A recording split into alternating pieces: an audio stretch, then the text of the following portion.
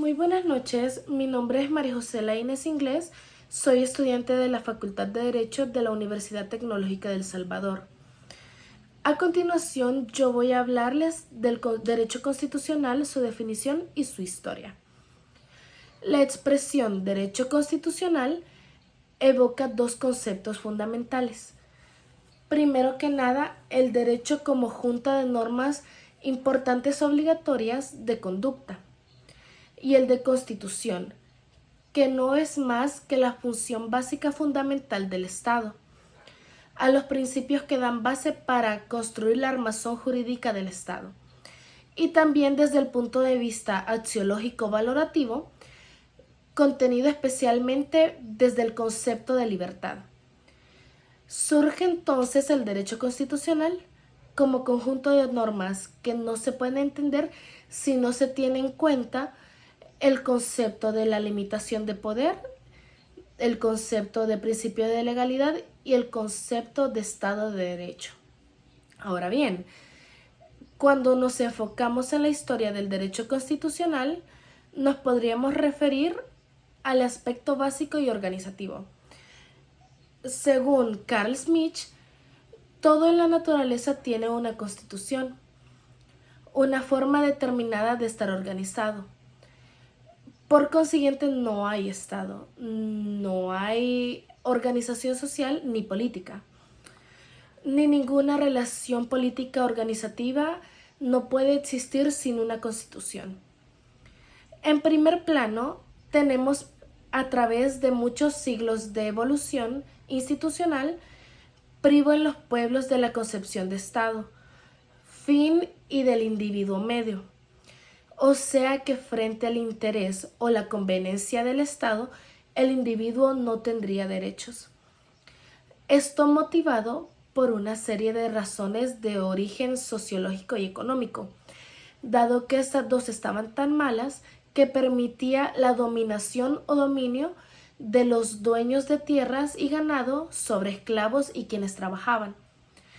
Nos remontamos a la Edad Media, cuando se habla del Estado estamental, porque se decía que todo hombre nacía para hacer algo determinado y no debía moverse de su estado, y que esto era la plenitud divina o felicidad entera, porque se creía que era un orden de Dios. Fue entonces hasta la Carta Magna, Iglesia del 15 de junio de 1215, que constituye en cierto sentido un antecedente del constitucionalismo, ya que para todos los habitantes de los estados, el rey concede expresamente dentro de su carta que prescribe que no establecerá el reino ningún auxilio ni contribución sin el concepto de nuestro común consejo del rey. Ahora, el contexto americano nos indica que produjeron un documento muy importante y que ha sido señalado como el verdadero y primer documento de derecho constitucional, tal como es la Declaración de Derechos de Virginia de 1776, que contiene una parte que sería llamada régimen de garantías. Justo después viene la Declaración de Independencia de Virginia, que liberaría una serie de garantías o libertades individuales. Y en conjunto viene la Constitución de Estados Unidos de 1787. A su vez, que en Francia culmina la Declaración de Derechos del Hombre y del Ciudadano el 26 de agosto de 1789. Los dos anteriores son movimientos más emblemáticos del derecho constitucional a través de la historia. De ahí se deriva desde la parte orgánica estatal para los derechos y garantías del hombre. Por tanto, podríamos decir, a palabras del doctor Mario Antonio Solano Ramírez en su documento de Derecho Constitucional de El Salvador, tomo 1. El derecho constitucional nace cuando la libertad humana y en consecuencia la persona humana se convierte en el centro de imputación del origen jurídico, o sea, cuando el hombre es el origen y el fin de la actividad del Estado, que constituye el Estado la absoluta el Estado absolutista, de Inglaterra,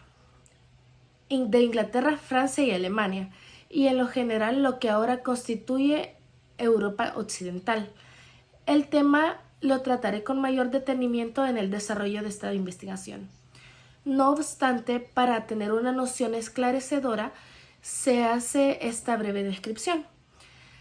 El derecho constitucional es en consecuencia una categoría histórica como el Estado de Derecho, que corresponde a una forma específica del Estado, una forma de ser concreta. Del mismo modo, el derecho constitucional corresponde a una concepción histórica de la sociedad y del hombre. Los instrumentos constitucionales en Inglaterra, como la Carta Magna, el Acta de Habeas Corpus, el Bill of Rights, son antecedentes de esta nueva etapa. Autores como Locke, Montesquieu, Rousseau son los primeros defensores de los derechos del hombre, como la propiedad, la seguridad, la libertad y el tercero. Su teoría del contrato social reivindica la calidad y dignidad humana del estado de naturaleza, el cual se corrompe en la sociedad civil. Estos pensadores son algunos de los paradigmas de una nueva conciencia política que aparece en Europa en el Renacimiento y se proyecta hasta el siglo XX. La nueva teoría política y especialmente las luchas sociales cambiaron la política y la estructura del ancien régimen, así propiciando fuentes nuevas de las que se dimana y se nutre inicialmente el derecho constitucional, que luego habrá. Ahora en nuestro país el movimiento constitucional surge con el Acta de Independencia. Es discutible para algunos autores si esta comienza ahí o no, porque se considera el primer movimiento jurídico de derecho constitucional. Desde ahí se resume una serie de aspectos evolutivos que marcan el antes y el después, tales como las constituciones federales de 1824. Luego viene una reforma de la Constitución de 1825. Se crea una nueva Constitución federal. Un mejor suceso ocurre en 1898, donde surgen los Estados Unidos centroamericanos, donde estaban El Salvador, Honduras y Nicaragua. Pero esto fracasa, no es hasta 1921 donde esta adquiere fuerza, hasta la adhesión de Guatemala. Con ello nacen no solo los gobiernos y sus ejes predominantes, sino también una serie de reformas y estados caídos que han marcado la trascendencia de El Salvador en cuanto a su organización política se refiere. Seguidos análisis del Dr. Ramírez en su libro de Introducción al Derecho Constitucional, analiza que la libertad y la independencia son los presupuestos de esta Constitución. Sin independencia,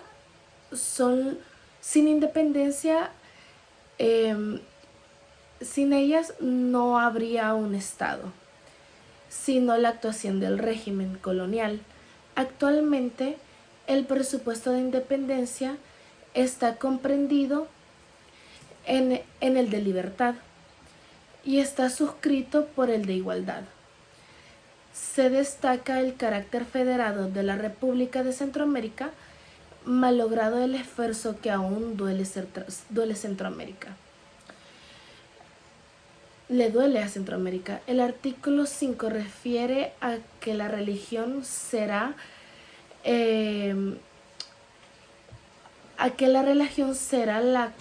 la católica apostólica romana, que defiende como un gobierno popular y representativo. Esto último es propio de las democracias modernas, en el sentido que el poder se ejerce por medio de representantes libremente electos.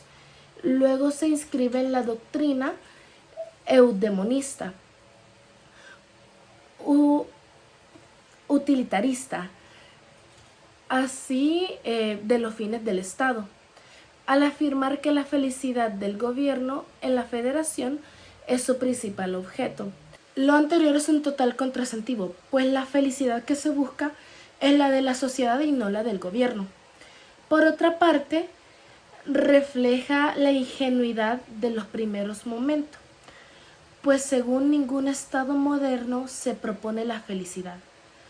Cuando mucho asegura un poco bienestar. Siguiendo el modelo norteamericano, asume la doctrina de la separación de los tres poderes, legislativo, ejecutivo y judicial. Aunque siendo un Estado federado, solo hay jefe de Estado. La figura del presidente de la República aparecerá en las futuras constituciones. Y es así como puedo concluir con que el derecho constitucional nace de la lucha por conseguir igualdad, control y organización de los estados, pueblos y demás con la finalidad de tener una representativa del pueblo para con otros, en beneficio de nuestras garantías y derechos que tanto ha costado obtener en razón del tiempo. Muchas gracias.